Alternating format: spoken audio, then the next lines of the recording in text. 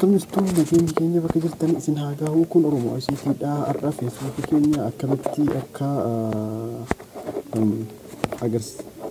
feesbuukii keenya moobaayilii irratti akkamitti afaan Oromootti hiikuu akka dandeenyu isinitti agarsiifna. Mee nu hordofaa isiniin jenna.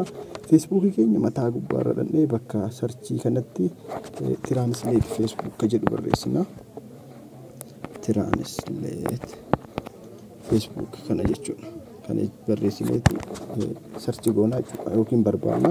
Yoo barbaadne kunoo tiraansleet ka jettu kan mallattoo kana qabdu gubbaarra dhufti ka olaantu san jechuudha. Jalqaba irra dhuftu san yoo isa irratti tuqne barbaadaa jira. Obsaan eegnaa.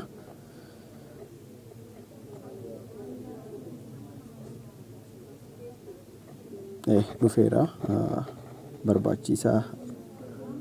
Kunoo kuni ka'anii hanga ammaatti hojjedhe asii nu dhufa. Jalqaba irratti wanti nu hubachuu qabnu koompitara irratti afaan Oromootti deeffachuu qabna. Laanguweejii keenya jechuudha. Laanguweejii hanga ammaa jijjiiruun moobaayilii irra hojjechaa hin jiru. Laanguweejii jijjiiruun kan hojjechaa jiru moobaayilii irratti odoo hin taane koompitara irratti jalqaba koompitara irra jijjiirra san booda nu dhufa haala kanaan jechuudha. Yeroo nuti tiraansleet feesbuuk jennee sarchi goone haala kanaan nu dhufee jedhu amma hiikuullee akkasuma ammoo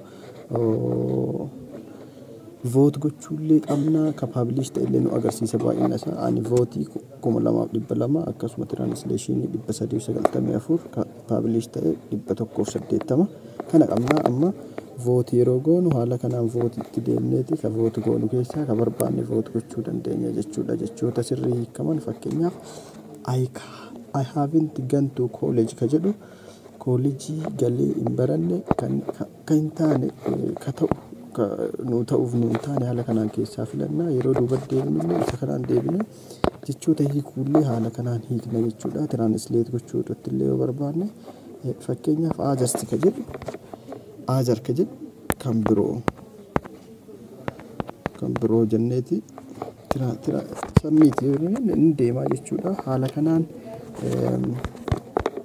afaan Oromoo keenya gara feesbuukiitti hiikuu dandeenya.